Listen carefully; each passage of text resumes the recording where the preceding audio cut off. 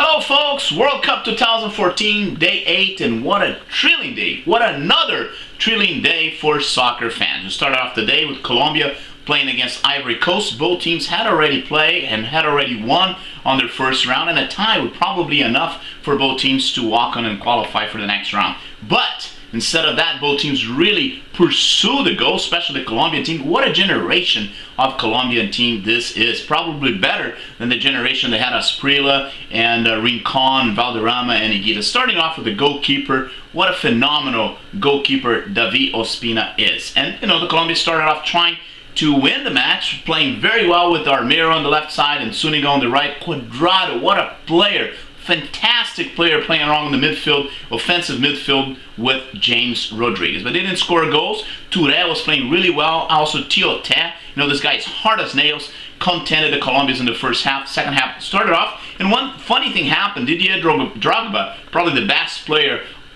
of all the time at Ivory Coast, started sitting on the bench once again. Same thing happened in the first round, but they only scored the goals after he stepped in. This time the thing happened backwards. He stepped in the field, and right after that, Colombians scored the first goal. James Rodriguez heading the ball, beautiful goal, putting the Colombians ahead of the game. Right after that, 25th minute of the second half, Juan Quintero scored a second goal, pretty much putting Colombia 2-0. And Quintero almost scored another goal, taking a very long shot, almost scoring the goal that Pelé tried to do it in 1970 against Uruguay. It would have been a great goal for Juan Quintero, who also played really well in this match. Minute 28, Gervinho scored a goal, 2-1, and then, Ivory Coast had plenty time to try to tie the match, but the Colombians were better, played better soccer, and they already qualified for the next round, along with Spain,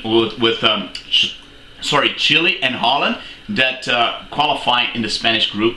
Surprising some people, didn't surprise me. Chile is playing really well, but I would say Colombia is probably playing the best soccer in South America, better than Chile, better than Brazil, and better than Argentina. Second match of the day, actually was the last match of the day, was played between Japan and Greece, same group of Colombia and Ivory Coast. The match tied 0-0, like this, the third 0-0 match, third tie in this World Cup that has presenting many goals. But Japan really tried to win the match, started off playing with Osako and Honda, and assessed by Yoshida, who was playing really well too. And they, started putting pressure against the Greek team. The Greeks play defensive soccer, try to contend the match. And it's kind of interesting that right after the red card, the Katsuranis, the team captain, got a red card after, making a foul in the midfield. The referee gave him a red card. He had already gotten the yellow card previously, and after that, the Greeks started playing better. And if it was not for Kawaguchi, maybe the Greeks would have actually scored in the end of the first half. First half ended up 0-0. Endo stepped in the field. He's probably the best player, in my opinion at least, is the best player of the Japanese squad. He's a little old, 34, sitting on the bench right now. He came back, started playing again in the second half. Japan really put a lot of pressure, but could not score a goal. A great match for Karnezis, the goalkeeper, the Greek goalkeeper, and also a good match for Kawaguchi as well. 0-0, I would say Japan deserved to win, but they couldn't really penetrate on the Greek defense. 0-0 with a great battle for the Greeks, playing with one last player, only 10 players, and now both teams have 1 point. They're still alive, but the things are going to be really, really tough for them to qualify. I would say probably Colombia's already there. I would say Ivory Coast will probably get the second spot. And the other match, a phenomenal match in the afternoon, played by England and Uruguay. Uruguay started winning the match when they made the substitutions. They put Luis Suarez, this phenomenal forward, playing on the side of Forlan. Forlan didn't play well.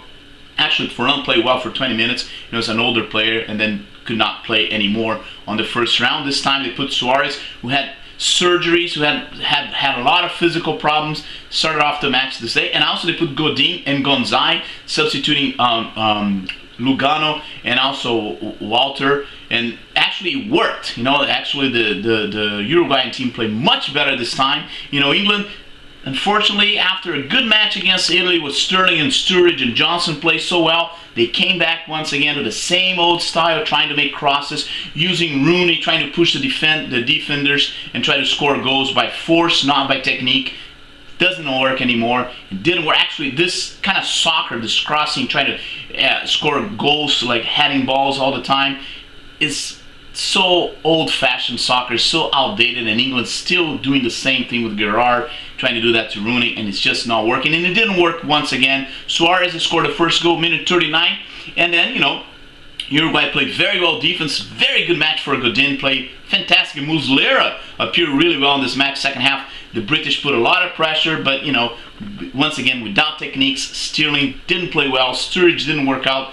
Johnson made some good plays from the right side, but the Uruguayans were able to handle the match until finally Rooney scored a goal, the first goal this guy scored in 3 World Cups. Like I said, he has been playing very mediocre soccer throughout World Cups. Really didn't convince me as a good player. It's kind of a very strong guy, very physical game, but doesn't show a lot of techniques, doesn't show a lot of skills. Tied the match 1-1, and everybody thought, well, now the match is going to end up 1-1. England even tried to score the second goal. Suarez scored again, minute 87, giving the victory to the Uruguayans. Surprising a lot of people. England still alive. They have to win the match and pray for other results. But I would say they're living like, the intensive care. I don't think England is going to make it. For Uruguay, it's going to be tough as well. Depends on the match that's going to be played between Costa Rica and Italy. But I think these two teams probably will get the positions to qualify for the next round. Tomorrow, day night, we'll come back with a lot of soccer to tell you.